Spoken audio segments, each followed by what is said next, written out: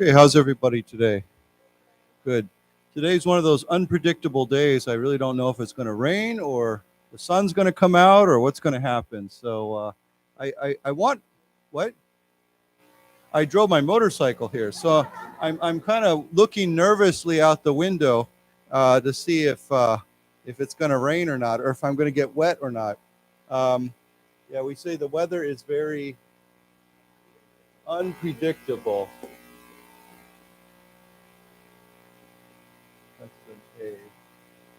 Yeah, because you can't predict it, right? You don't know if it's going to rain, what's going to happen. And I think that's very normal for this time of the year. It can be very hot and sunny, or it can be very wet. Of course, I want rain, but I don't want it raining when I'm driving. So, so we'll see. Why don't we say it together? Unpredictable. Unpredictable. Right. So the weather can be unpredictable. People can be unpredictable. Many things can be. The stock market can be unpredictable. Many things can be unpredictable. So, we'll see how that goes. So anyhow, hope you're doing well. And it is starting to get warmer. I used my air conditioner last night, so that's always a sign that summer is here. So I thought we would look at this. It's very interesting. Although Taichung has been a little bit cooler than usual in May, surprisingly so. It's funny how different parts of the world are having different weather patterns. Some places have been super hot. I've been reading the news about in Europe and a few other places in Southeast Asia where the weather has been unusually hot. But in California, I was reading that they've been having a extra wet winter. And as you know, California for some time was suffering from a drought. You know what a drought is, right? In fact, Taiwan has had some problems with droughts recently in central and southern Taiwan. A drought, of course, is when there's not enough rain. So why don't we say it together? Drought. Drought. Right. So California for years has had drought conditions or suffered from a drought. But now they've taught, it's been actually quite wet. So in some ways that's good. In other ways, perhaps it's not if there's flooding. But here it says, California's wet winter sparks new gold rush. Okay, now I think you know the history of California. One of the things that brought many people to California about a little bit more, 150 years ago, roughly, is what? What brought many people to California? Gold rush, okay. And a gold rush, of course, rush, you know what rush means, to rush somewhere. But a gold rush, of course, is a general term that we use when there's gold discovered in a place and everybody rushes there because they want to try to get some gold, find some gold. So we call that California Gold Rush. And, there's one very famous American football team called the 49ers, okay? And it's the San Francisco team, 旧金山. And it's because it comes from the word, from the date 1849, which, that's when a lot of people rushed to California to find gold, especially around that Northern California area, San Francisco, that area. And that's really what makes San Francisco grow, because all these people go to there, and they have to buy equipment, and they build houses and businesses, and that makes the city grow. So anyhow, sparks, of course, we talked about the word spark. What does that mean as a 动词? Trigger, to cause. A spark, of course, is a very small burning piece of something, like a very small. If you have a fire, often you will have sparks flying into the air. And those little sparks, even one tiny spark, can create a huge fire. So when we say something sparks something, you can say that book sparked my interest in history. It created, it triggered. Okay. So this wet winter, which sounds kind of strange, when you read this headline, you're thinking, well, why would a wet winter create or trigger or spark a new gold rush? So anyhow, let's say these words together. Sparks. Sparks. Gold rush. Gold rush. Okay. So it says here, Albert Fossil has been scouring the rivers of Placerville, California for decades in search of gold. But the task has never been easier, nor the haul bigger, thanks to recent torrential rains. Okay, so this fellow, this guy, he's been scouring the rivers. Now, this is a good word. I don't know if we've ever used this word. What does to scour mean? Look very, very carefully. So when I think of someone scouring, it means you're looking very, very hard. You're looking through something.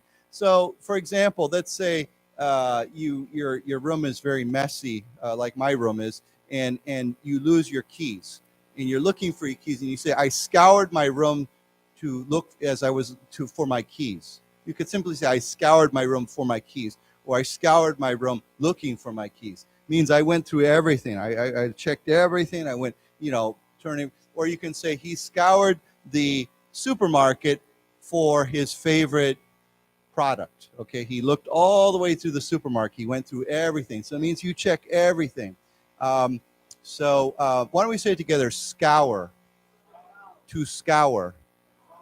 Okay, so it's a good word. It's something that we use quite often. I've been at. I know that probably many of you do not buy CDs anymore for music. You just listen online. But I remember going to a CD store, and I was looking for one specific CD or one specific artist, a musician or band, and I went through the whole store looking for that one CD. I was scouring the store for that CD. So this is a good word. It's a word we use quite often. So he has been scouring the rivers of Placerville, California for decades. I mean, not just a few years or a few months, but decades, 几十年, in search of gold. But the task has never, the job, the work, has never been easier. So when we say this has never been easier, what does that mean? It's very easy, right? It's the easiest it's ever been. So you say it's never been easier to buy a house in Taiwan. I know that's not true, but but if let's say real estate prices came down and property got very cheap, you might say it's never been easier to buy an apartment in Taichung than now. Okay, so that means it's easier than ever. So it's never been easier. We could say it's easier than ever. There's many ways to say it. So it's never been easier, nor the haul bigger. Okay, the haul, of course, is when you haul something, what does that mean? You carry it, right? You can say, I hauled a bunch of stuff in the back of my car. I hauled his baggage to the airport. It means to carry. So, but here, of course, it's haul is usually can be used as a 动词 or a 名词. So you can say, I hauled something, that's a verb. But if you say the haul, we have a huge haul, means what you gathered, what you got, what you have. So you can say, there was a huge haul from my shopping trip. I got a huge haul, means I got a lot of stuff. I bought a lot of things. Okay, so why don't we say together, haul, haul. In America, there's a very famous company, U-Haul. Yes, have you heard of this company? Okay, it's very famous because they rent trucks, okay, or vans, all kinds of vehicles. And if you want to move house, let's say you want to move your apartment or move to the other side of the United States, and you want to drive it there, you can rent one of these trucks, and then you put all the stuff in the truck and you drive it. And that's why it's called U-Haul, because no one else does it. You have to do it. But it's like a rental company for trucks, okay? In Taiwan, I think most people, if they're moving, they'll hire somebody to move house. But in America, sometimes they do that, but sometimes people want to drive, they want to take it themselves, maybe to save money. So they'll rent a U-Haul truck. So it's like you haul your stuff. Okay, so it says, nor the haul bigger, thanks to recent torrential rains. Now, this word torrential is a very good word. I hope we don't have torrential rain today, but what does torrential mean? Well, yeah, I mean, it just means heavy rain. So this comes from the word torrent, okay?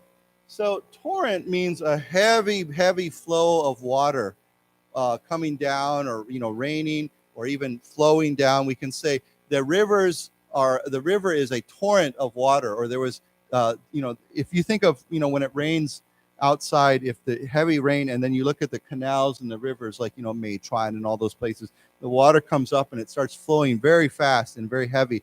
So we say there was a torrent of water came down the river, or the river is torrential.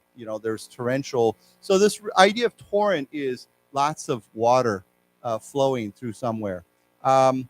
It's interesting because sometimes this word gets used for information. Like online, we say torrent of information. Where something's just flowing, a lot of information and things are flowing. So, but usually it's used for water. So why don't we say together, torrent, torrent. Okay. Basically a torrent, if you want to describe it, it's basically a very, very heavy flow. Okay. A very heavy flow, not a little bit, but heavy flow of water usually, So torrent, and then this word, torrential. Now the T has a ch sound to it. So why don't we say together, torrential, torrential. Right. And I most often hear this word for rain. So if we say the torrential rain, it means it's coming down really, really heavy. Not just a little bit, but a lot. Like you said, it could cause damage.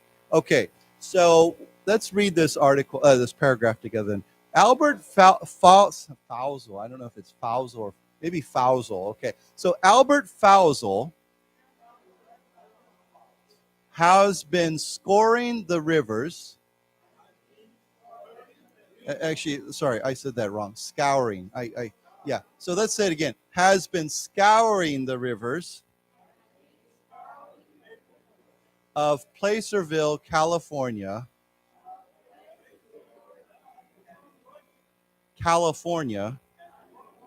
for decades in search of gold. But the task has never been easier, nor the haul bigger, thanks to recent torrential rains.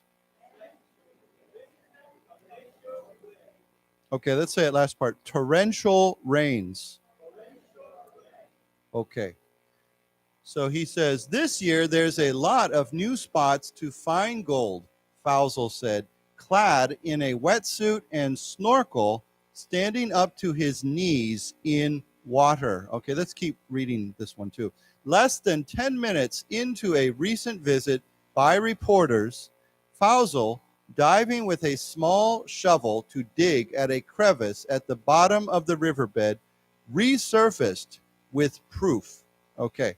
So a lot of new spots to find gold. Of course, this is gold that's in the water, in the river. That's usually in California. That's how they find gold. Clad. What does clad mean? C-L-A-D? Clothed. Right. Wearing, basically. So yeah, probably if you're going to replace this word, you would just simply say clothed. Okay. Clothed in a wetsuit. Clothed. So why don't we say together clad? Clad. Clothed. Okay, so you know what a wetsuit is? Does everybody know what that is? Okay, do any of you, maybe some of you, one or two of you, scuba dive? You know what scuba diving is? Where you wear a snorkel. A wetsuit is a special suit that you wear to stay warm when you're diving. It's made of a material called neoprene. It's not rubber. It's kind of like a foam almost, but it's very tough and very flexible. And you have to really pull it on hard. I do scuba dive. I have a certification, and getting that wetsuit on is sometimes a lot of trouble because it's kind of thick, but it will keep you dry. So we call it it's a special wetsuit. Now a wetsuit, for your information, a wetsuit actually is there's two kinds of suits. A wetsuit actually you can get water inside, and so the water actually creates a layer between the suit and your skin, and the water will heat up a little bit. But there's another kind of suit for if you're in very, very cold water, like if you're up in the north, it's called a dry suit. And the dry suit does not allow water inside, and it actually you're dry inside. So two different kinds, but similar idea. So why don't we say together, wetsuit. Wetsuit. And what's a snorkel? Does anybody know? Yeah, right. So you stick it in your mouth, and there's a tube that goes up, and then we actually call that, there's a recreation, like for fun, we say you go snorkeling, okay? with an ing, snorkeling. So, if you maybe you go to Kending or you go to Fulong Bay or somewhere like that, and you put on that snorkel and you swim around and you look at the fish or the coral and you have a snorkel, and we call that snorkeling. That's a fun thing to do. But a snorkel is not just for people. You'll notice that, in Taiwan, some people like to drive these trucks, these SUVs, and they want to drive them in the water, right? So they have a snorkel that comes up, and instead of the exhaust pipe at the bottom, it actually goes up, so that if the truck is in the water, it won't drown the engine. Submarines, 潜水艇, also often will have a snorkel. The older submarines, not the nuclear ones, but the diesel submarines have a thing that sticks up to bring. No, periscope's different. A periscope is what you look at. If you're in a 潜水艇, a submarine, and you want to see, you have a periscope, which is to look around. But then usually right next to the periscope, there's another tube that brings air into the engine, or lets out the exhaust. I think it does both, and we call that a snorkel. The word you're using is a very unique device. It's called a periscope. If you've ever watched a war movie with a submarine, often the captain of the submarine will be looking, for ships, and he'll have this thing that you look through, and that's called a periscope. Okay, why don't we say together, periscope, periscope. And it can go up or down. If you want to put it up, you can look around and you bring it down. But let's say this word again, snorkel, snorkel, snorkeling, snorkeling. Right, so when you go snorkeling, you need to have a snorkel, usually a snorkel and maybe some fins that you put on your feet, and you can go around. So anyhow, he was wearing this. And then it says, less than 10 minutes into a recent visit by reporters, the Jija went to visit him, this guy diving with a small shovel. You know what a shovel is, right? If you want to dig, you dig. And now, of course, a small shovel is probably something like that, and he uses that to dig. Why don't we say together, shovel, shovel. How do you say this tool in Chinese? Yeah, so 铲子. Okay, so a shovel can be a noun like this, or it can be a verb, 动词. You can say, I shoveled the snow out of my driveway, or I shoveled the dirt out of the hole. Okay, so if you do that action, that's a verb. Okay, so he dived with a small shovel to dig a crevice at the bottom of the riverbed. Now, riverbed, of course, is where the water flows, right? We say the bed of the river, not the bank. The bank is the B-A-N-K, river bank, is the sides of the river that are outside the water, or usually out of the water. But then if you go down to the bottom of the river, we call that the river bed. It's the bottom part that's usually underwater. Although sometimes if you have a drought, it might be dry, okay? So he used the small shovel to dig at a crevice at the bottom of the riverbed. Now, what's a crevice? Yeah, it's like a crack, C-R-A-C-K, okay? So if you have a crack, but usually when I say, often, not always, but when we say crevice, I'm thinking of often it's made from stone or rock. It's like a crack in the rock or the stone. Like if you go up into the mountains, like you go to Tailu, Taroko Gorge in Hualien, and you look up the cliff, you'll see many cracks in the stone, and those are called crevices. Sometimes a crevice is very, very narrow. You can only maybe get your hand inside, but others are huge, right? It could be a big crevice that you could climb up, okay? So why don't we say together, crevice, crevice. Yeah, but crevices could, we could say there's a crevice in the wall of the building. Well, hopefully not. Okay, so he resurfaced. He came to the surface. So if you're diving under the water, or a submarine, or something that's under the water, or a fish is under the water, and then it comes up again, we say it resurfaced.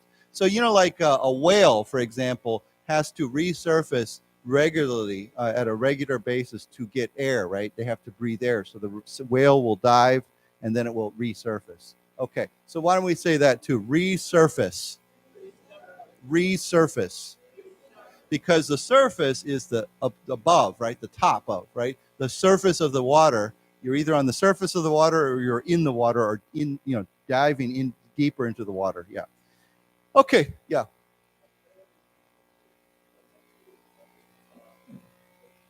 No, it's a mammal. I mean, yeah. So, mammals, we're mammals. So, MAMMAL. And a mammal is a warm-blooded animal, right? It's not like an amphibian, which is a cold-blooded animal. So mammal, a dolphin, a whale are all mammals. We can say it together, mammal. Yeah. So any other questions about this? Yeah. I think they're still having very hot weather. But I don't know, I lose track because the weather's all over the place. Sometimes I read about some terrible floods. I think Germany had some floods recently from heavy rain, but then I read about Spain and they've got like super, super hot weather. So I don't know. It seems like it's all kinds of conditions. I can't keep track. Okay, so let's read this together. This year, there's a lot of new spots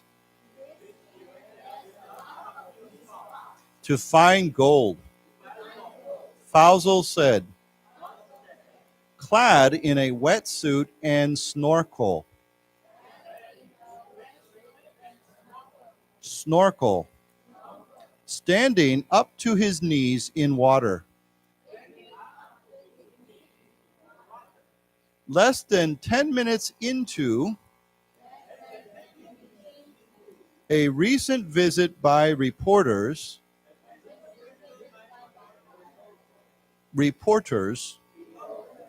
Fausel diving with a small shovel,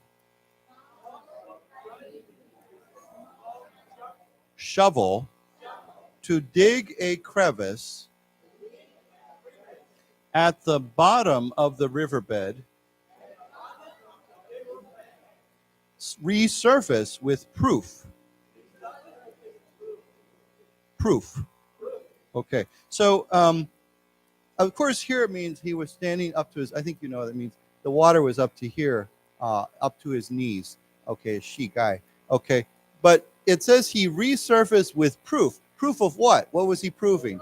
Gold, right? Yeah, so he probably came up with gold, even within less than 10 minutes after these Jija went to visit him. Okay, and that's a photo. Okay, let's read this on. Keep going. It says, among the mix of clay and sand emptied into a plastic tray, unmistakable shiny particles glittered brightly under the strong midday sun. Mother Nature has done a great job with all this flooding, he said. So he's happy. And you know what Mother Nature is, right? It's just an expression of, we say, nature. People say Mother Nature. So he says Mother Nature has done a great job with this flooding because it's helping him, right? Okay, so what is clay? C-L-A-Y. Yeah, it's what do we use clay to make? Bowls? What do we call that? What do we call that kind of product? Pottery, yeah. So there's actually, can I change this? Okay. So we have pottery. Yeah. Ceramics is more of a broad general term. She also mentioned China. Porcelain is a kind of ceramic. Porcelain. This is a C. And what was the one? Earthenware. Yeah, that's one that we don't. We do use. I guess we can say earthenware. Okay. So ceramics would probably be the broadest term, right? Ceramic is something that we make out of, clay, or there's all kinds. And so some of these, when I think of pottery, I think of something that's a little bit not so refined. It's something, I could make it with myself. Like if you give me a wheel and you give me some clay, I can make some pots. Okay, it's pretty easy. Anybody can do it usually. But then when I think of things like earthenware probably similar, because earth is like dirt, right? Or, like clay, like the stuff you get out of the ground. So we say earthenware. So pottery can be glazed. It can be glazed. Glaze means that special paint you put on it, and then you put it in the oven, a kaoxiang, and then it turns, so often it's very shiny. We call that glaze. Okay, so we can have glazed pots or unglazed. And China are very similar. Okay, so China ware or China is that very refined porcelain that originally came from China. That's why we call it China. So someone can say, "Oh, I have a great collection of China in my kitchen." Very expensive, yeah. And porcelain would be a kind of, so porcelain is also very, very refined. It's very usually expensive. Well, it doesn't have to be expensive. There is cheaper porcelain, but it's much nicer. People use it for eating nice meals and things like that.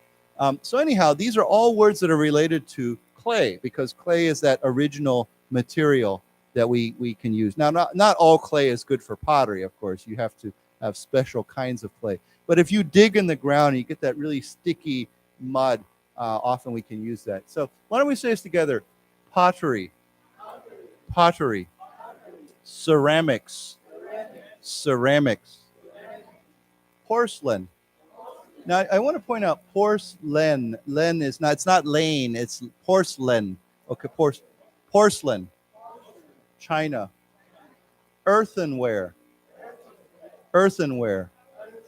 And then, of course, if we paint it, we put that shiny finish on it, we call it glazed. Glazed. Unglazed. Unglazed. So you can say, I made an unglazed pot, or I glazed my pot to make it look nice. Okay. So anyhow, so sometimes people like to take pottery classes or ceramics classes, or they study ceramics or pottery. It's fun if you're interested in that. So it says here, among the mix of clay and sand. Of course, sand is like sa, the like in the desert or the beach. So a mix of clay and sand. He emptied that into a plastic tray. You know what a tray is, right? It's like a flat, tray. It's usually a flat thing to carry or hold something. Unmistakable shiny particles glittered brightly. Okay, so shiny particles. What's a particle? It's a small thing, right? Like sand is very small particles, right? But unmistakable shiny particles glittered. And what does glitter mean? Shine. Yeah, it reflected the sun. So why do we say unmistakable? You're certain. If something is unmistakable, you know what it is, right? So why is it unmistakable? When you look at it, it's what? It's gold, right? You as soon as you see it, you say that's gold, right? As you looked in the tray. So it's unmistakable. It's not like it's sand or something else. It's definitely gold. It's unmistakable. I know what it is. Okay. So why don't we say it together? Unmistakable. Unmistakable. Right. So if you see something, you know exactly what that is. There's no, you will not guess wrong. You won't make, you definitely know what it is. You say, that's unmistakable. I know what that is. Okay. So unmistakable shiny particles glittered brightly under the strong midday sun. Of course, it was around noontime, so the sun was very bright. There's a very famous saying that uses these words. You know what it is? It's an English 一句话. Yeah, that's the one I'm thinking about. So I'll write it for you. It says, all that glitters is not gold. Okay. All that glitters is not gold. This is a very common saying. What does that mean? What's the meaning behind this? Right. If you look at something and it's shiny and bright, it might not be gold. So when you see something that looks great, it looks wonderful, maybe it's not really that great, right? It might not be what you think it is, right? That's what this saying means. So let's say your friend says, I wanna buy that that house because it looks so beautiful, or I want to invest all my money into this stock. and you say, oh, I wouldn't do that. All that glitters is not gold. It means that if you do that, you might not make money on it. It might not be as good as it looks. Okay. Does everybody understand that? Okay. So why don't we say this together? All that glitters is not gold. One more time. All that glitters is not gold. Right. So the word glitter is very similar to the word shine, right? But when something glitters, it's almost like it's sparkling, you know, under the sun or under the light. Okay. It has that kind of almost like flashing look when light shines on it. We say it's sparkling. It's glittering. Okay. And so when you think of gold, you think of it's glittering, right? Or diamonds, you know, people like diamonds because they glitter in the light. Okay, so they glittered brightly under the sun, the strong midday sun. So he found gold. Okay, any questions on that? Yes. The what? Type of what?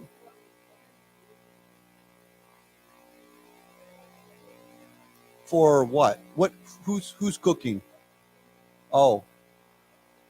Well, yeah, I mean, different cultures have that kind of cooking, right? Where you dig a hole and you wrap it, the food like meat, or actually you burn a fire and then you put the coals, the hot coals. Coals are the red hot stones usually, or rocks, and you put it over the food in the hole and you let it sit there. So the hole becomes like a 烤箱. It bakes the food or cooks the food. So yeah, that's very common in well, in Hawaii, you know, Taiwan. Do they have that in Taiwan? Oh, really? I know they sometimes do it with tikwa or something. They'll put it in there and they'll cook it and then they'll bring it out. Luau, yeah. So most Americans know what a luau is. It's a Hawaiian feast, traditional Hawaiian feast. It's spelled L-U-A-U, luau. And a luau is where Hawaiians, a Xiaoyiren, they take a pig, you know, 猪, the whole pig, and they dig a big hole and they put the pig in there, and then they have these, you know, 火山, they have these special rocks. We call it volcanic rocks. They're black, right? And they heat them until they're very, very hot, and they put them over the hole, and they just keep it in there. They'll fill that hole with those hot rocks. And then they'll keep the pig in there for hours, I think, until it cooks. And then they bring it out, and it's quite good. I've had it. Yeah. So, yeah. Okay, so let's read this again, or together. Among the mix of clay and sand, emptied onto a plastic tray,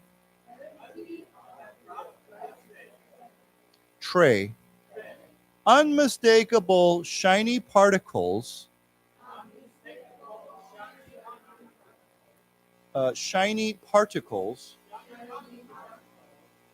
glittered brightly under the strong midday sun.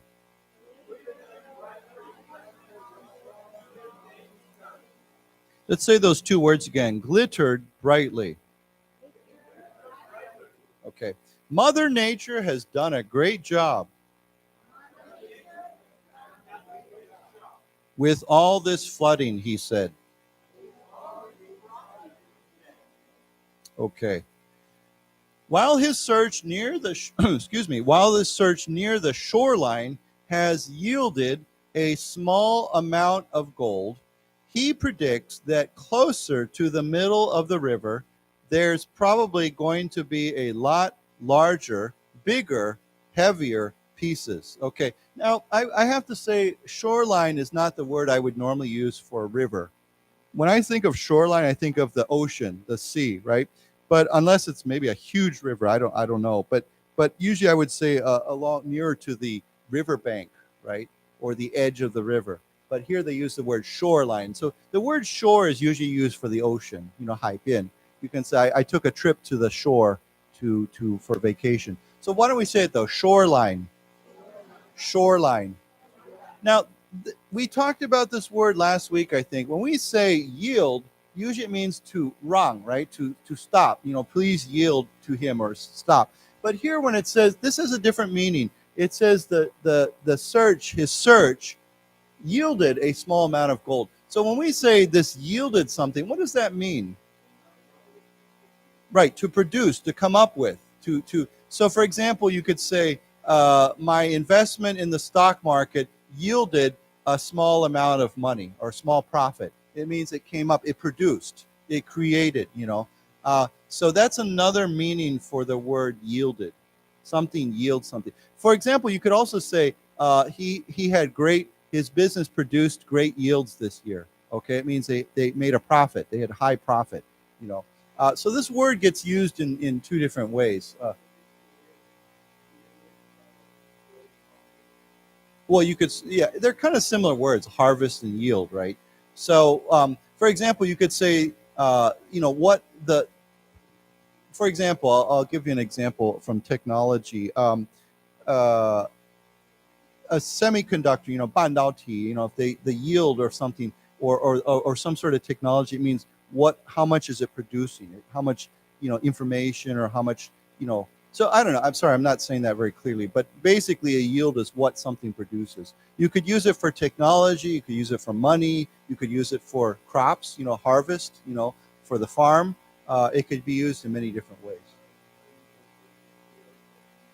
Yes, you could say the negotiation yielded a peace treaty or yielded an agreement. It produced an agreement. So think of the word produce, P-R-O-D-U-C-E, produced. Okay, so the shoreline has produced or yielded a small amount of gold.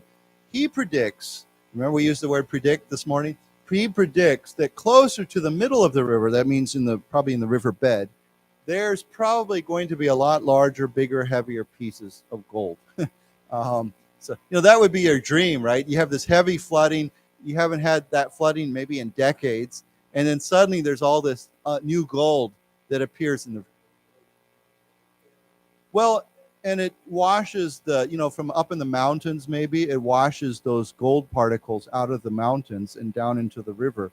So, so it could happen. He seems to be doing well. Okay, so let's read this together. While his search near the shoreline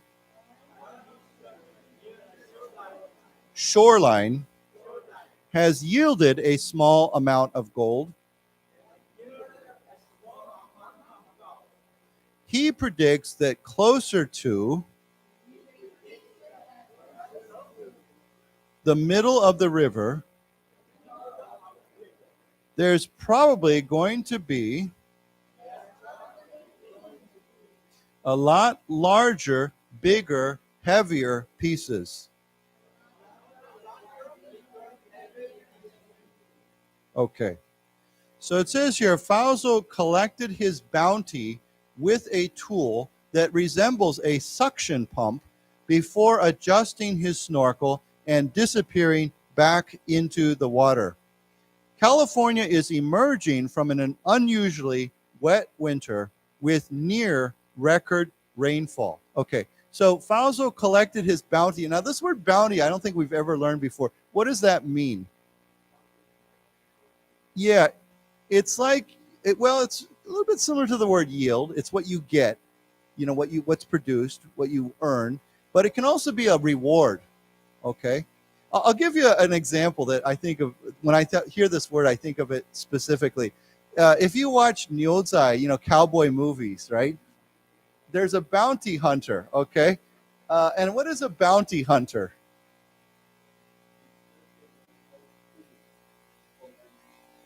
Bounty hunter.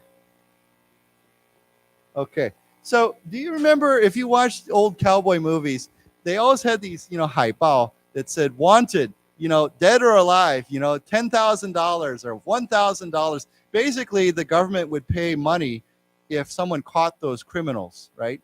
They found them, right? Because they were running, they were 逃跑. So the bounty is the reward. So a bounty hunter means you go out and you try to hunt for these people and you bring them in dead or alive. You could kill them or you could bring them in alive and you collect money for that. Okay. So that's called a bounty hunter. Okay. So it's a very common term from old before. But I'll tell you something very interesting. In America today, there still are bounty hunters. And the government will pay money or give a reward, a bounty, for people that are running, or maybe they did something, or they owe money, or they can't find them. And it's not, they don't do the dead or alive thing anymore. You can't go and shoot somebody, but you can bring them in, and if you bring them in, you can get a reward. And so there's a TV show that was very popular about a few years ago, about a guy. It was a reality TV show. It was a real person, and they filmed him. And I don't know where he started, but eventually he made his way to Hawaii. And his name was Dog, like not Doug, but Dog, like Go. Dog the Bounty Hunter. And he was this big guy, and he had a long beard, and kind of a tough guy. And that's what he did. Him and his wife, and he had some assistants, and they would go around looking, investigating, trying to find these people that the government was looking for, and then he would go in there and he would arrest them. He would catch them. He has authorization to do that. I think as long as you have, I don't know if you have to get a special license for it, or if anyone can just do it, but he had the authority to go in and grab these people, and then he would get the money for it. So he was a bounty hunter. So yeah, kind of interesting. Modern bounty hunter, yeah. So bounty is a reward. So for example, I'll give you a very different example though. You can say, if something, I'll use it as a 形容词. If something is, can I go to the next? Oh yeah, okay. If something is bountiful, right, it's like the word plentiful, abundant. So if you say this year the harvest, the rice harvest, or the wheat harvest, or the fruit harvest is bountiful, it means there's a lot of it. It's very abundant. There's lots of it. There's plenty. It's plentiful. So this word, that we can talk about nature, nature, nature's bounty. I hear that expression a lot. Nature's bounty is the things that we can get from nature, like food, everything, like food and sunshine and, whatever, there's all kinds of things we get from nature that are good. I mean, these are positive things. So we say something is bountiful means there's lots of it. There's plenty of it. Okay. So it's a good word. It can mean reward, like you get a reward, like a bounty hunter, or it could be, you could say the bounty of his hard work was, early retirement. He retired early. That was his reward for working hard. He retired early. So that was his bounty. So this word is a good word. It has a lot of broad meaning. You can use it many ways. So why don't we say together, bountiful, bountiful, plentiful, plentiful, abundant, abundant. Okay, so anyhow, going back to this, it says he collected his bounty. Of course, the bounty was the gold. With a tool, this is a tool that resembles, when we say resembles, it means it looks like a suction pump. And there's a special kind of a pump that sucks water up. I know that in Taiwan or anywhere, if there's a flood and they use a special pump that put a hose down in the water and will suck the water out of the hole or wherever it's flooding. So we call that a suction pump. Sometimes if you're looking for something and you're trying to suck away the dirt, it'll, suck, S-U-C-K, means to pull up, okay? So it sucks up the water or the dirt or whatever it is, and it's a special pump, okay? Does everybody understand that? Okay. So this device, this tool looks like a suction pump to suck up the gold, Before adjusting, he adjusted his snorkel. Of course, you always have to adjust your snorkel so the water doesn't come in, and disappeared back in the water. He went back into the water. Okay, so California is emerging. It means it's coming out of an unusually wet winter. Of course, we're not in winter anymore. It's spring. So we say it's emerging from a wet winter, unusually wet winter, with near record, okay, means it's almost a, 新的纪录. It's near record. It's not a record, but it's near record, close to a record, rainfall, okay? So rainfall is a good word too. You can say today the rainfall was very heavy, or there's been a lot of rainfall recently, okay? So let's read this together. Fausto collected his bounty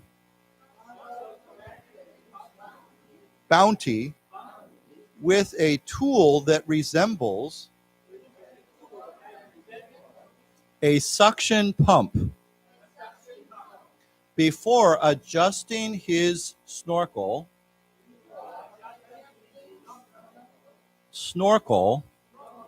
and disappearing back into the water. California is emerging from, let's say it again, emerging from an unusually wet winter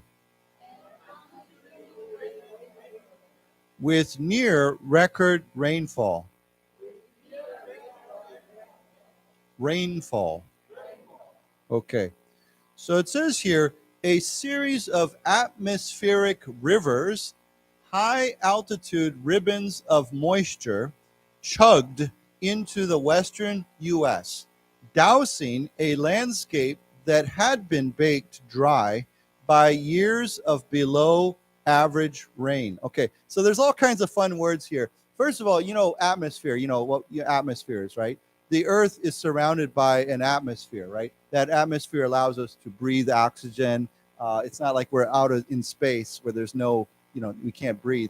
So atmosphere is that atmosphere can also be used as 环境, right? You can say there's a nice atmosphere here. But of course, here we're talking about the real atmosphere that's around the earth, that kind of that shield, not shield, but that layer around the earth of that we can live in. So atmospheric rivers. Now this is funny because river is usually water, right? But here we're talking about like a river of what? Of high altitude ribbons of moisture. Moisture means wet, you know, water. Ribbon, you know what a ribbon is, right? When you give someone a present, you'll tie it in a ribbon, or you tie your hair in a ribbon or something. So the ribbon is but here means like another word for this would be like a band, B-A-N-D. It's like a long a strand or band of something, right? So we could say a bands of B-A-N-D, bands of moisture, or a ribbon of moisture. It's like long and thin, okay? Chugged into Western U.S. in the Western U.S. Now this is a funny word, chug, okay? Chug is like, like when I think of the original meaning of chug, it's like a train. Remember, like long time ago, they had steam engines, like how do you say those kind of trains? Yeah, and they would chug. They would kind of go like this, right? And so that idea of chug means it kind of moves slowly, yeah, like this. So that when you think of something moving like that in a very kind of step-by-step slow method, we say it chugged into that choo-choo, that makes that sound. So we choo-choo train, yeah. But yeah, we say the choo-choo train or the steam engine chugged into the station. When I think of chug, I don't think of, it's not moving fast. It's kind of moving step by step. Okay, so, but why don't we say together, chugged? Chugged. I will say, though, this word has a very different meaning to it, though. What? Not to throw. It's for drinking, especially for drinking beer. Okay, so if you say he chugged the beer, it means to drink a lot of usually alcohol. I mean, I guess you could say for any liquid. It could be milk or water. But I often think of the word beer when you drink a lot of something at one time. So let's say, you go to the bar and your friend has a big mug of beer, right? And he drinks it all at one time. Like we say he chugged the beer down. It means to drink it all at one time, like ganbei, right? It's like one time and a lot, usually a lot, So you can say he chugged the beer. He chugged that whole glass of beer, or he chugged a big bottle of milk. Okay, he just drank it all. Okay, so what? Yeah, like that. Yeah. There's many ways to drink alcohol. So why don't we say it one more time? Chugged. Chugged. Okay, so it chugged this moisture, this air, chugged into the western United States, dousing a landscape. Okay, now landscape is like the land, right? The land. We say the landscape. Often we have a kind of painting. People like to paint, and it's called a landscape painting because it's a picture of the land, of the natural land. Okay, this is a good word. If you douse something, what does that mean? It means to dump water on something, okay? So if you say, I was doused by the rain, it means I got soaked. Okay, so another word would be probably similar to this would be soaked, soaking, S-O-A-K, right? I was soaked by the rain means I was completely wet from the rain, okay? But douse also means, I'll tell you where this word we could use it. For example, if you can say, he doused the fire with some water. Okay, if there's fire is burning, you want to put it out, you pour a bunch of water on the fire and it will put it out. You can say the rain doused the forest fire. Maybe there was a fire burning in the mountains and then the forest fire was doused by the rain, or the rain doused the fire. So, what? Yeah, it poured on, maybe you could say. But douse, when I think of douse, it means lots of water or liquid coming onto something quickly. Okay, does everybody understand that? Doused? Okay, so why don't we say dousing?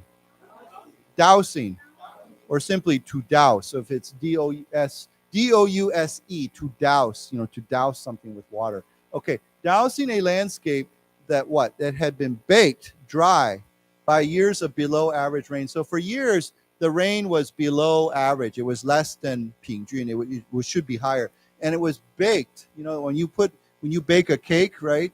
You bake something, it's like it's in the 烤箱, right? So you can say the land was baked by the sun. Or you can say the city, Taichung, was baking under the heavy sun or the hot sun, okay? So when the sun is shining very high, or it's very hot, and everything gets very dry, we call that, you're baking, right? You can say, I was baking under the sun because it was so hot, okay?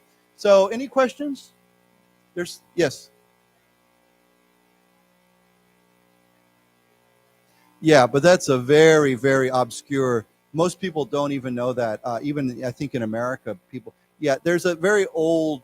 I don't know if it really works or not. But people said they could find water, under the ground with a special technique to find that water. So in the old days, if you were a farmer and you needed water, you would have to dig into the ground, dig a well, right? The problem is where's that well? Where's the water, right? So there were certain guys that said they could find that water using some special, they called it, dousing. In fact, I remember as a kid, they would use a special stick that looked like, it went like this, and it looked like 2 points and came like that, and they would hold it, and wherever they would walk, and when there was water, the stick would bend, it would go down, and they would say, oh, there's water there. I don't know if this is true or not. I don't know. But anyhow, they call that dousing, yeah. Okay, so let's read this together. A series of atmospheric rivers.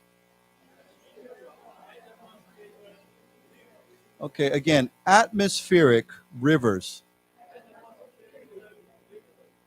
High altitude ribbons of moisture chugged into the western U.S., dousing a landscape that had been baked dry by years of below average rain. Below average rain. Okay. Now, I think you all know, of course, moisture just means something that's wet, right? You can say it's good to keep moisture out of your house. Otherwise, you'll get mold, right, on your walls or something like that. You can say there was a lot of moisture on the ground. It was wet, okay? So why don't we say it word one more time? Moisture. Moisture. And if something is wet, we can say moist. Moist. Moist is, 形容词, and moisture is a noun, 名词. Okay, so if something is moist, there is moisture there. Okay. Okay. It says in Northern California, those downpours triggered scenes reminiscent, if on a smaller scale, of the original gold rush that transformed this region in the 19th century when thousands of miners arrived in search of El Dorado. Okay, there's some interesting terms here. So this is Northern California. Those downpours, you know what a downpour is, right? So, maybe today we'll have a downpour. It means when the rain comes down very fast. Okay, and there's that word pour, to pour. So a downpour is a very heavy rain. Why don't we say it together? Downpours. Downpours. Right, you can say, today we expect some downpours. Okay, so those downpours triggered, okay, remember that word? Triggered, caused, sparked, okay, scenes reminiscent of the original gold rush. Now, of course, although it's smaller, it says even though it's smaller, if on a far smaller scale. So it's not as big as before. Scale means size, right? Smaller size. But it says here, triggered or caused scenes, scenes reminiscent of the original gold rush. When we say the original gold rush, this was in the 1800s, the 19th century. Okay, now when we say something is reminiscent of, what does that mean? It reminds you of something, right? Reminiscent of. For example, I'm trying to think of something that's reminiscent of something else. Well, CDs. Okay, you could say going to a CD store is reminiscent of the 1990s or 1980s, right? It reminds me of the 1980s or 1990s. You can say that restaurant, it reminds me of, or you can say it's reminiscent of my childhood. Okay, I remember my childhood when I go there. So often, anything that causes you to remember something, usually, something from the past, of course, we say that is reminiscent of something. Okay, in Taiwan today, there's many stores and products and shops and foods that remind you of another time, maybe a long time ago. Like when I went to, I told you last month I went to Jiufen, right? When I was walking around Jiufen, there were many things that were reminiscent of an older time, right? It reminded me of an older time. Oh yeah, all the time. So that's actually very good. So if we say to reminisce with a CE, right? Reminisce. Yeah, reminisce. I think I'm spelling that right. Okay, reminisce is a 动词. Okay, so to reminisce is to think about past times. And usually when you reminisce about something, we often say to think about the good old days, right? It's like to remember, oh yeah, I remember when we were kids and we had so much fun doing that. Or, oh, I remember when we were in high school, we used to go play that. So to reminisce is often to think about something in usually a very positive way. Like, and the word that, as we say, we've learned before, when you reminisce about something, often you become very nostalgic. Okay, or you can say you experience nostalgia. Nostalgia is kind of this kind of wishing for the past, or hope, remembering the past with kind of a good feeling, or wishing you could go back to that time. We say nostalgia or nostalgic. Nostalgic, of course, is a 形容词. Nostalgia is a noun. Okay, you can say I felt nostalgia for my hometown. I felt nostalgia for my childhood. Or you can say they became nostalgic when they were talking, after they reminisced with their friends. Okay, so yeah, so these are good words. Why don't we say it together as a as a verb? To reminisce. To reminisce. Reminiscent. Reminiscent. And we always say reminiscent of. One more time, reminiscent of. Okay, and then of course these words we've learned already, but let's say them again. Nostalgic. Nostalgic. Nostalgia. Nostalgia. Right. So you say I'm nostalgic for old Taiwan. I miss old Taiwan. The way it was a long time ago.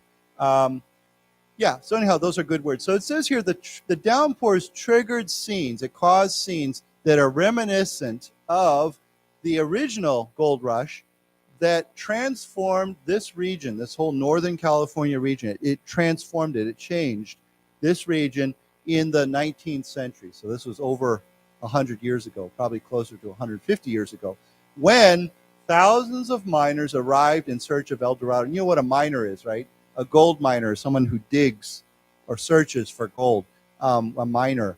Okay, so thousands of miners arrived in search of, now this is a very interesting term, El Dorado. Does anyone know what El Dorado is? Yeah. So it's like a legend, right? everybody says there was a legend. In the legend, there was a gold city, a city of gold. Okay, and that city of gold, nobody knows where it is. Nobody's found it, but everybody talks about it. They're like, oh, 500 years ago or 1,000 years ago, there was a city of gold somewhere in Southwest United States or in Central America, and we call that name. The name for that city was El Dorado. I think the name came from the early Spanish explorers who came to America, and they were looking for the city of gold, and they called it El Dorado. So we say thousands of miners arrived in search of El Dorado. What this means, it doesn't mean that they're actually looking for El Dorado. It means they're looking for gold. They want to find lots of gold. Okay, so it's just really an expression because there is, I don't know, maybe there was, I don't really know, but people, it's a legend. Okay, so why don't we say together, El Dorado, El Dorado. Yeah, and it's funny because there are people still in America, especially in the Southwest, Texas, Arizona, New Mexico, that are still looking for lost gold. Not the natural gold, but they've heard a legend or story about gold treasure somewhere, right? Maybe it's hidden up in the mountains somewhere. Somebody buried it there, and then maybe they have a map, and their treasure map, and they're looking for this, So it's kind of fascinating. It's kind of interesting. Okay, so that's any questions?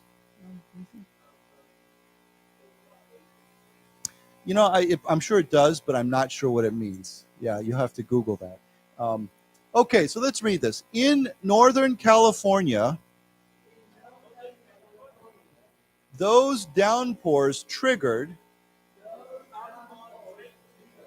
scenes reminiscent, if on a smaller scale, of the original gold rush that transformed this region in the 19th century, when thousands of miners arrived in search of El Dorado. El Dorado. Okay. So it says here, now we're talking about flood gold, said Baron Brandon, a geologist and foreman of the I don't know how to pronounce that, Consumnes River Ranch. Heavy rainfall creates powerful currents in the river that wash the banks, loosening particles of mud and gold, which are then carried downstream to be scooped up by lucky miners. Okay, so this guy says, he's a geologist, so he's an expert. What does a geologist study? Yeah, the land, right? The earth, we call that geology, right? You study mountains and rocks and, the way the land is formed.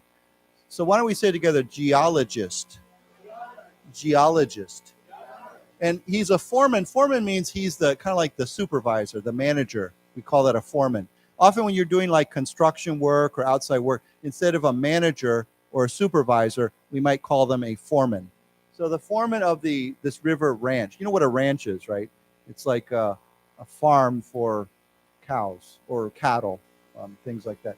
So he calls it flood gold. It's gold from a flood. So we flood gold. We're talking about flood gold. Okay, but it says here, heavy rainfall creates powerful currents. You know what a current is? We've learned this before, like a flow of water. So a powerful current. You can say there was the river current was very powerful, or the ocean current was very powerful. And so we have to be careful. So it creates powerful currents in the river that wash the banks. It's almost like they wash them clean, loosening particles. They were inside, but they loosened them. Particles of mud and gold that are carried downstream, down the river, to be scooped up. You scoop up this gold by lucky miners. They can do that. Okay, so let's read this together. Now we're talking about flood gold. said Baron Brandon, a geologist and foreman of the Consum's River Ranch.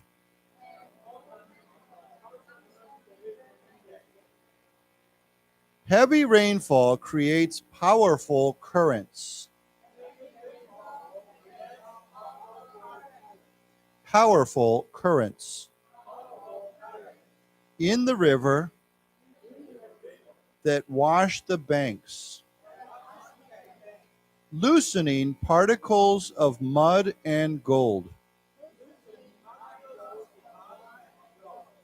which are then carried downstream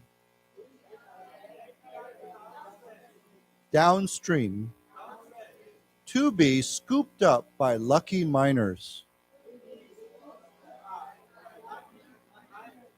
Okay, so it says here, the river acts like a big sluice box, just on a very grand scale, said Brandon, who also pans for gold in summer as a hobby. The real gold is just being out here, he added, smiling as he took in the landscape of blue and green hues, soundtracked only by the gushing flow of water. Okay, so this is a very special term, but a sluice box, okay, is, if you've ever watched traditional gold mining, they have a box with a screen at the bottom, and they put the mud in there, and they shake it, and the water goes through, and then it leaves this dirt and mud, and then you can go through and look at it, right? We call that a sluice box, okay? So it's a way to filter out the water. When you leave the water flows out, and then you just have the mud and hopefully some gold.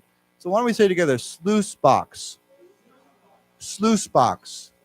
Okay, so he's saying the river is like a sluice box. It's getting this particles out. Now, we also say to pan for gold, because you know what a pan is, right? Like a pans, almost like.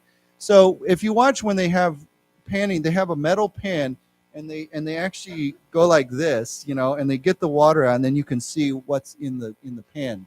And if there's gold there, you can see it. So we call that panning for gold, because you use a real pan to do this. So he pans for gold in the summer as a hobby. It's not for his work, or he just does it for fun. But he says something here I like. He says, the real gold is just being out here. So what does that mean? The real gold. Yeah, he means just being here is the real reward, the real value, the real bounty, remember? It's not to get the gold. It's not to find lots of money. He's saying the real reward, the best thing about this is just being here in nature. Yeah. He added, smiling as he took in. Now, when you say to take in, it means to look at. Okay? He took in to look at the landscape of blue and green hues. And what's another word for hue? Color.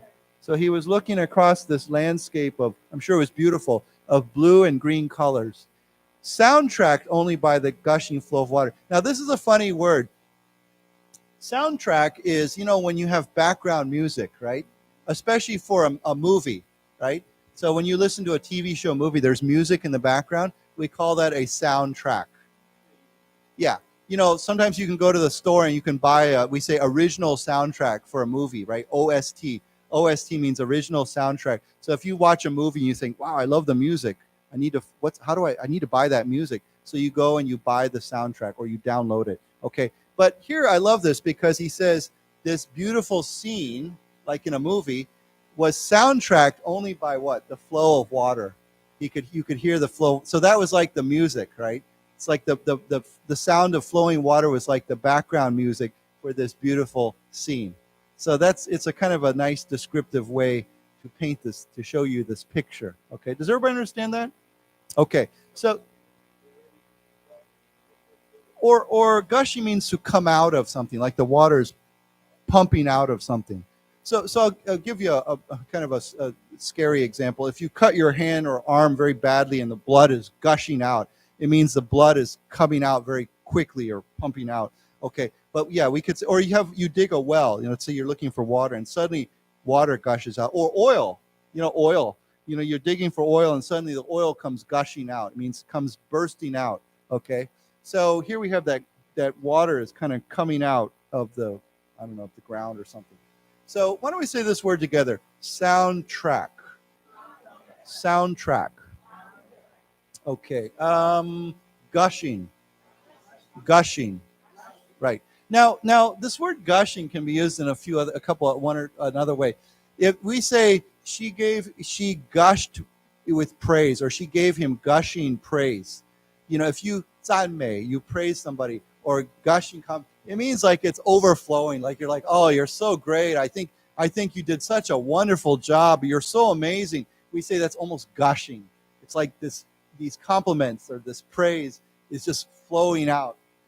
So we use that word gushing sometimes to describe somebody's behavior. The way it's coming out, gushing. Usually it's in a very positive way. It's not negative. Okay. Gushing with compliments or praise. Okay. So yeah, I like this description, the way he describes it. So here, let's read this then. The river acts like a big sluice box, just on a very grand scale, said Brandon, who also pans for gold in summer as a hobby. The real gold is just being out here, he added, smiling as he took in the landscape of blue and green hues. Soundtracked only by the gushing flow of the water. Okay. Now, when we say something is on a very grand scale, grand doesn't mean, grand can mean amazing or great, but here it just means large, big. You can say the grand scale of that building was amazing. It means big, huge, enormous. Okay. So he's saying on a very big scale, a very grand scale. Okay. And then, again, remember to take in. You can say, after I climbed to the top of the mountain, I took in the scenery. It means I looked over the scenery. I watched it. I took it all in. It means to just, usually in an enjoyable way, like you enjoy that scenery, looking at it. Yeah, I mean, he's obviously, he sees it in a good way. He's like, yeah, it's very poetic. Okay, okay, so let's go to a different story then. But I think this is interesting. There are places in America still today, like here, where you can actually still go and pan for gold. You can still look for gold. I don't think you're going to find a lot of gold, but you can find a little bit. A few particles, maybe enough for a little bit, a tiny bit of money, and you can sell it. You can sell it to a gold. They'll weigh it and they'll give you some money for it. So yeah, just like in Taiwan, they had gold mining up north, right, near Jiufen, right? Yeah, there was some gold mining there. So yeah, so we have this gold rush. People are rushing over there to mini gold rush, maybe to rush over and get that. When I was thinking of rush, I don't know if I know something very bad happened there yesterday, but I was on today's Thursday, right? On Tuesday, I was at the grand opening of the new shopping mall, Lalaport, and I was a jija, so I could get in early, right? But at 10 o'clock, I think it was 10 o'clock, there's all these people downstairs. I was on the second floor. There were all these people lining up outside, right? And we were all watching. I noticed people had their cameras out, right? As soon as they opened the doors, people started running, and they ran all the way up to the second floor, and then they got in line, 排队. And I think some of the stores were giving away maybe some free stuff, like maybe the first 50 people or the first 20 people. But it was quite funny because people were running, and they ran up the stairs, and they all ran inside to get, I guess, something good. But unfortunately, you heard about that thing happen yesterday, right? It was terrible luck, terrible bad luck for them to have that happen. But I will say, it's a very, very impressive shopping mall. I'm doing a little 广告 here, but I was amazed at the stores, the number of stores in the new building, the green building, the 北馆,北馆. It has 260 stores inside and restaurants. So it's nice to finally have a real shopping mall in downtown Taichung. So yeah, you can go check it out. Okay, so let's go to a different story. Have any of you been to Lalaport? Did anyone go? Oh, you did? Okay, yeah. But when did you go? Okay, so you went to the new North building, right? Baekwan, yeah. Okay, that one's much bigger and nicer than the South, South, building, yeah. Okay.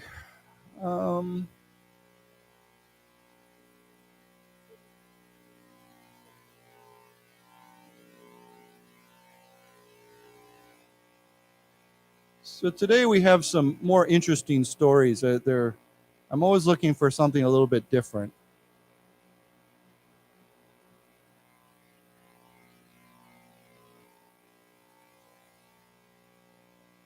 Okay, so here the story says, dog rescued after scaling England's highest mountain. Okay, The Guardian is a newspaper. Okay, so what does to scale mean? To climb, right? So when you think of scaling, it really is almost a more technical. It's not like, I guess you could say to climb any mountain would be to scale any mountain. But when I think of scaling a mountain, it's like to really climb that mountain, actually to climb up the mountain. So you can say he scaled to the top of the mountain, or if there's something else like a tower, like a ta, or a ladder even, like a ladder is like a kizi, right? You can say he scaled up the ladder, okay? Means to climb up the ladder. So it's like to really climb, okay? So why don't we say together, scaling.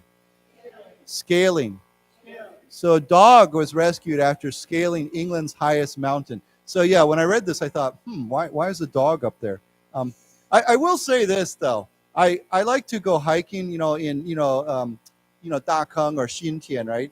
And I was climbing the Xintian, walking up the Xintian trail near Hanzi area. And I don't know if you've been there, but some of the trail is quite steep, right? There's a lot of stairs.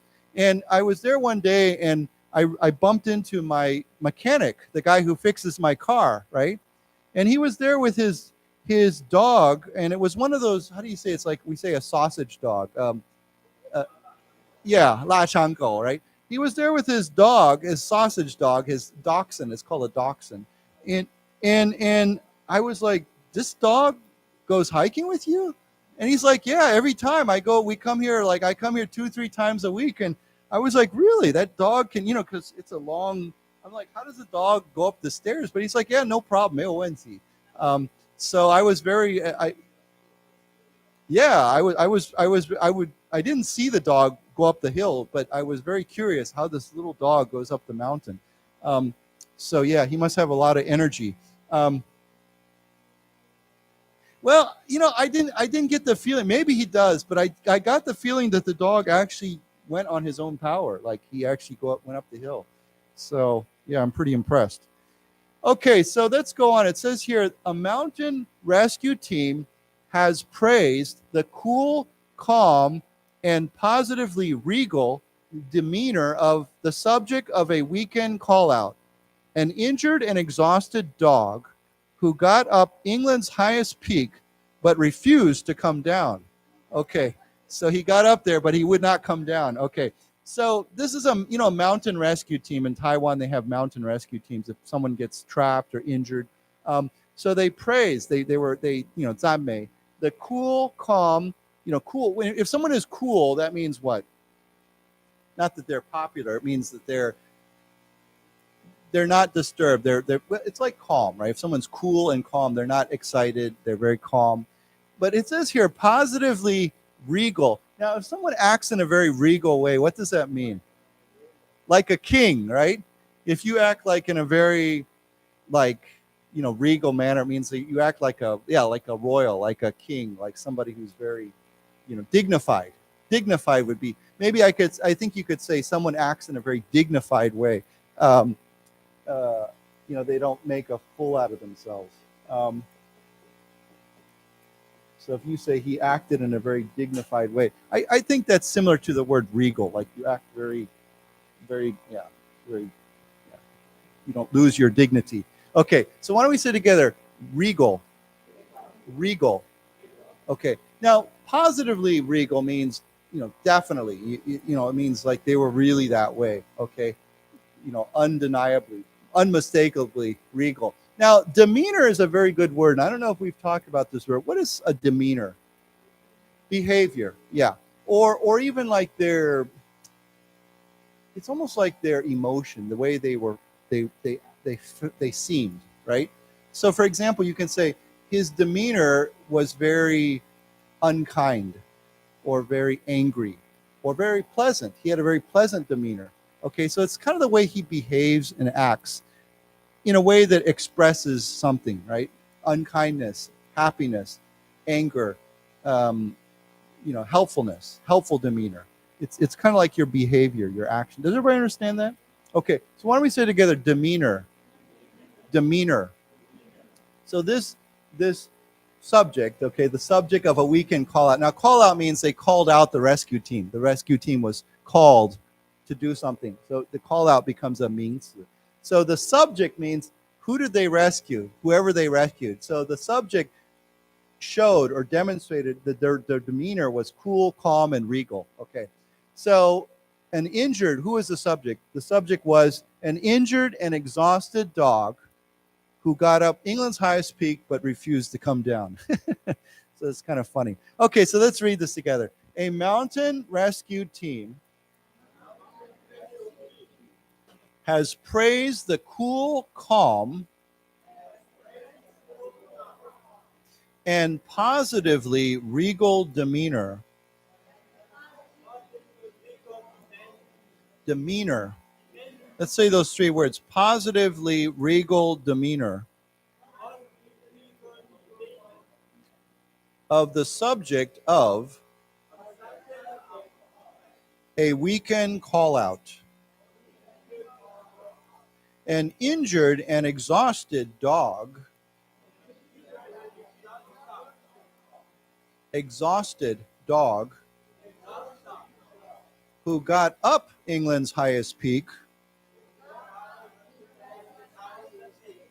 but refused to come down. Okay. It says here, Rocky the Akita and its owners successfully climbed Scafell Pike, okay, I guess it's in the Lake District on Saturday. The trouble began on the way down toward Langdale, Keswick Mountain Rescue Team said. Okay, so do you know what an Akita is? It's a kind of dog from Japan. And I don't know does it have a Chinese name? Okay, they're big dogs. And they have pointed ears. And they have short fur, and they look, when you see an Akita, they do look very regal, like they look very dignified, like kind of strong, not very emotional dogs. They kind of look like how do you say, like I know who I am, and I'm very So anyhow, so but that was based on a true story, I think, right? So there in Japan, there's a very famous Akita, right? Who, I think he came to the train station every day to wait for his master, and then later, I think, did his master die? Or anyhow, and then the dog kept coming. And then they built a statue. You can still go see the statue of this dog. Yeah. So why don't we say together, Akita? Akita. So this Akita's name is Rocky. So it says Akita, Rocky the Akita and its owners successfully climbed Scafell Pike. Now, it's not peak. They use the word pike. This is a different name. In the Lake District. Now, if you ever go to England, the Lake District is a beautiful area. I mean, it's got all these mountains and, well, lakes, I guess. I've never been there, but my friends all say, oh, you have to go to the Lake District because it's beautiful. Okay, so the Lake District on Saturday. The trouble began on the way down toward Langdale. I guess Langdale is a place. Keswick Mountain Rescue Team said, so this mountain rescue team is from Keswick. Okay, so let's read this together. Rocky the Akita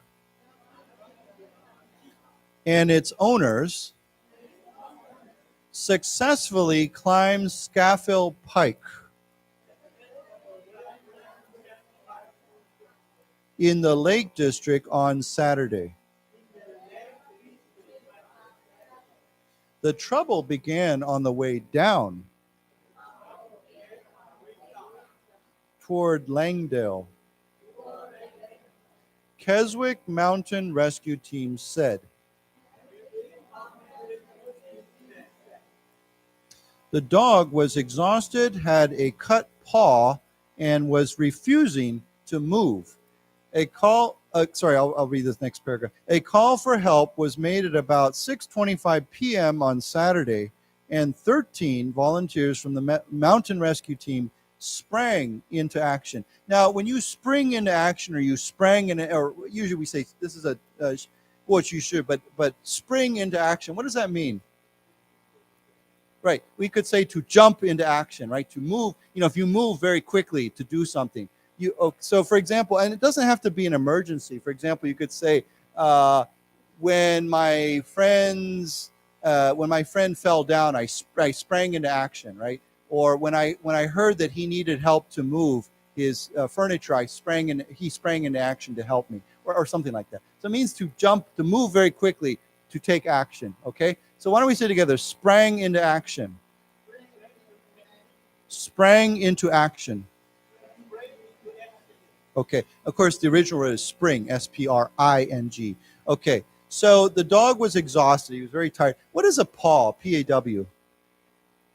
Yeah, so the dog doesn't have hands, right? A dog has paws, just like a bear or a cat or a dog. Usually,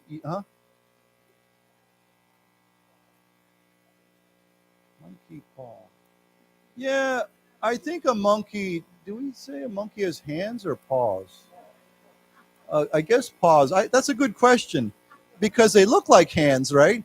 I wonder if the distinction for a hand is an opposable thumb, right? Because monkeys don't have this opposable thumb. When you say opposable thumb, it means your thumb, this is your thumb, right? Can come all the way across like... Anyhow, forget it. I don't know what I'm talking about. So, yeah, but a paw is like a dog, or animals have paws, right? So he cut his paw and he was refusing to move, okay? And I'm guessing that if you have an Akita and he won't move, you can't force him to move, right? He's not going to move. Okay, so a call to help was made, and 13 volunteers. So this is a lot of people. Okay, so let's read this. The dog was exhausted, had a cut paw, and was refusing to move. A call for help was made at about 6:25 p.m. on Saturday,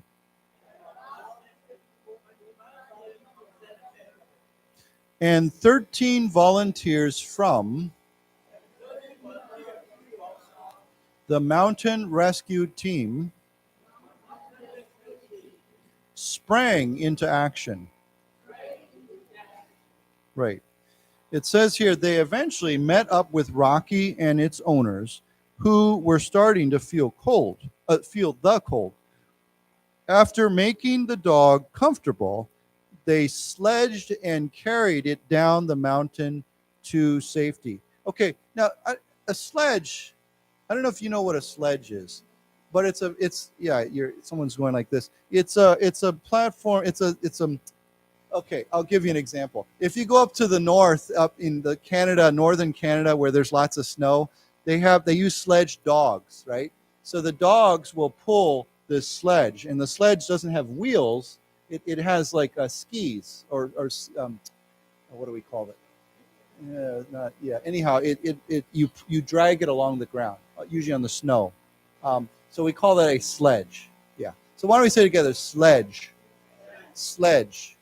Now, here the sledge is a verb, of course, but the actual vehicle as a 名词 is a sledge, okay? So one more time, sledge. Okay, so they eventually met up with Rocky and its owners who were starting to feel the cold. Now, we could say they started to feel cold, or we could say they started to feel the cold. And then, of course, the becomes a noun, right? You can say, I felt the cold outside. So we use that word the. But we can say, I can simply say, I feel cold. Okay, so they were starting to feel the cold.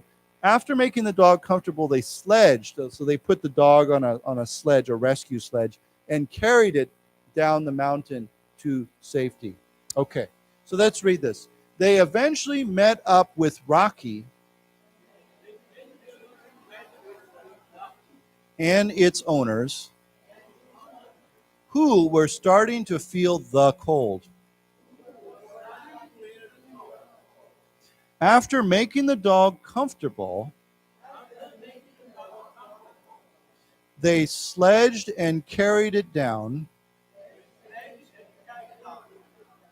the mountain to safety. Okay. So it says here, despite being quite a large dog at 33 kilograms, that's a big dog, it was a joy to carry such a relatively lightweight casualty, a spokesperson said. It remained cool, calm, and positively regal throughout. Now, of course, you could say throughout this way, but you could also say simply throughout. It means through the whole time, throughout this whole time. So 33, I guess compared to a person, it's still lighter than a person, right? And so they're usually rescuing people. And so that's why they're saying relative means compared to, when you 比较, relatively lightweight casualty. Now, what is a casualty? Right. It could be an injured person, or you could use the word also for someone who's dead. So, during war, like in 战争, we say there were 500 casualties, including dead and wounded, people who were killed or people who were wounded. And those are all casualties, people who were injured or killed by something. So we can use the word casualty for an accident, for a war, or for a disaster or emergency or anything like that. So this word casualty is very common. Now remember, the S has a sh sound to it. Okay, so we say casualty. Casualty. Okay, so this dog was a lightweight. He was light compared to, although 33 kilograms is a pretty heavy dog too. So the dog remained cool, calm, and positively regal throughout this time. Okay? Oh, yeah. I don't know if you've seen St. Bernards. They're huge. Does everybody know what a St. Bernard is? It's a dog that everyone talks about for Switzerland, 瑞士.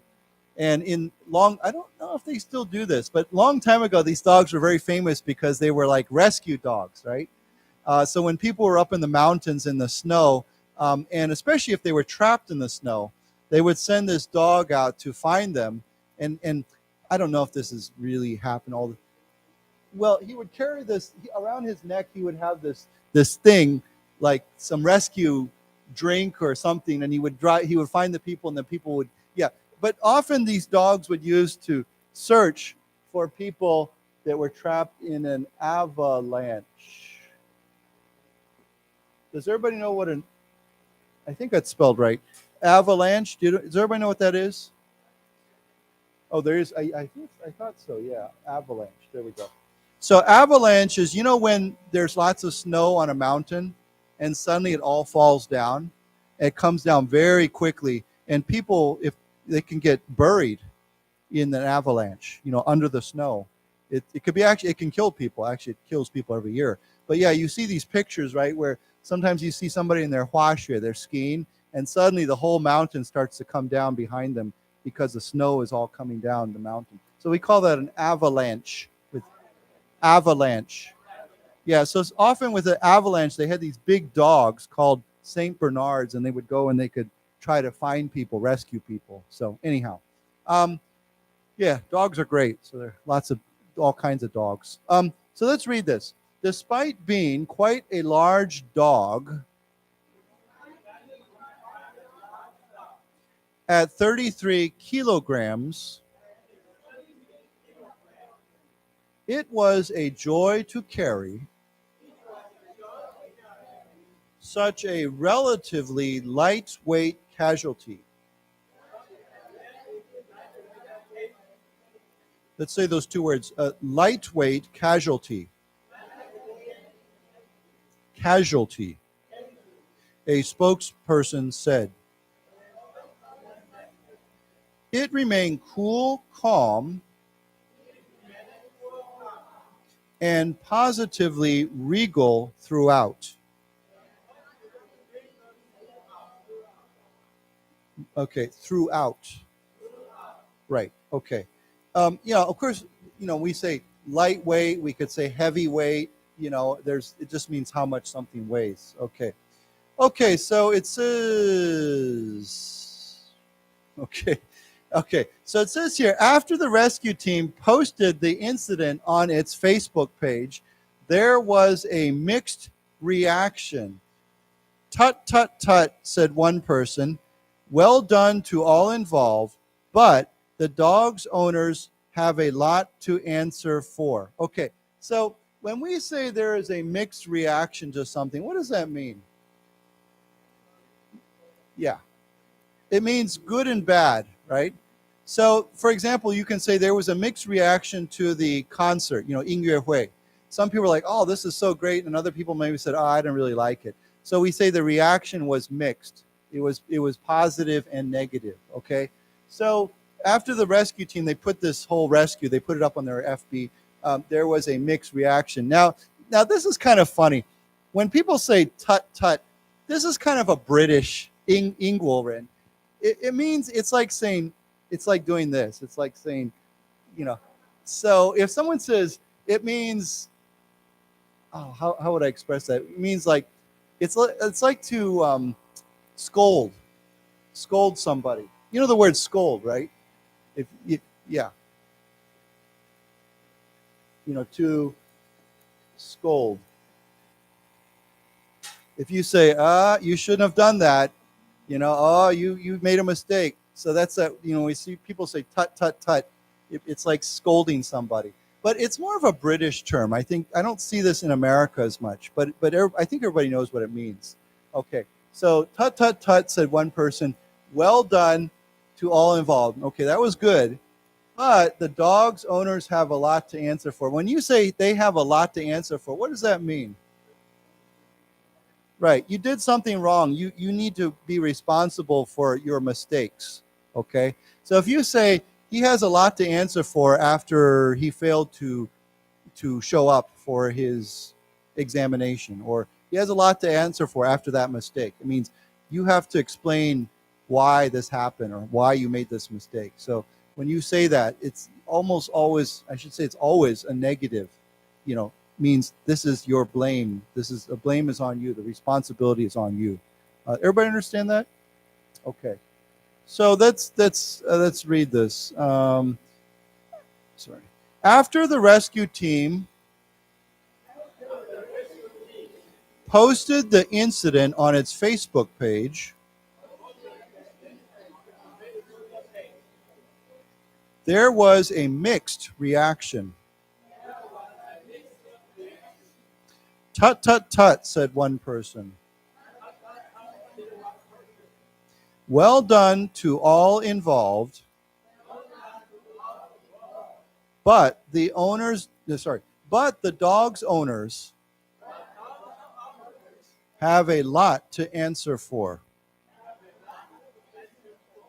Okay, so let's read a couple more and then we'll be done. It says, dogs are not meant to be walking on the fells, and the climb was obviously too difficult, they said.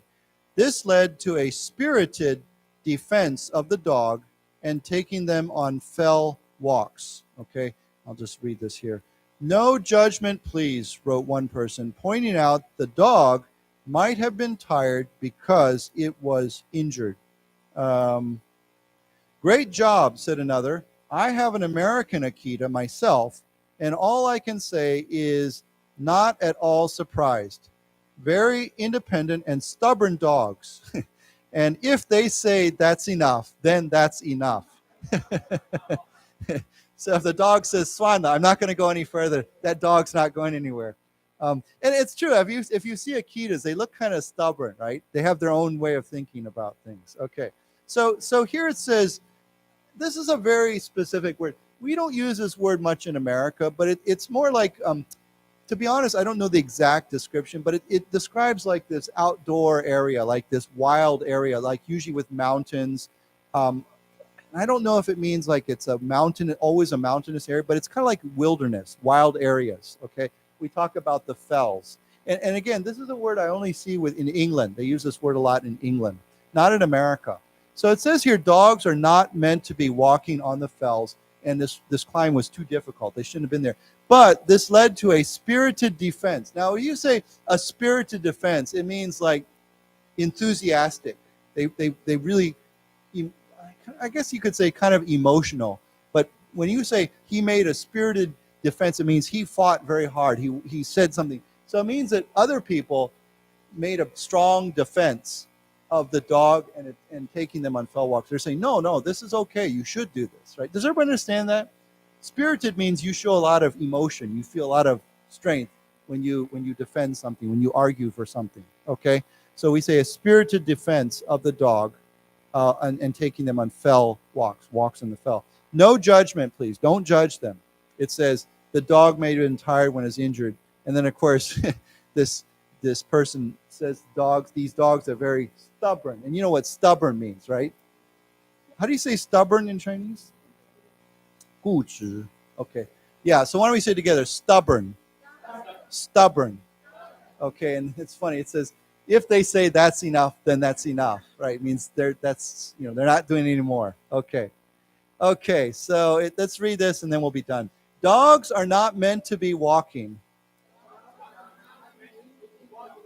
on the fells, and the climb was obviously too difficult.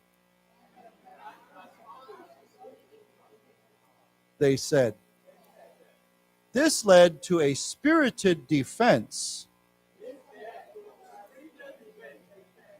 of the dog and taking them on fell walks. No judgment, please, wrote one person, pointing out the dog might have been tired because it was injured.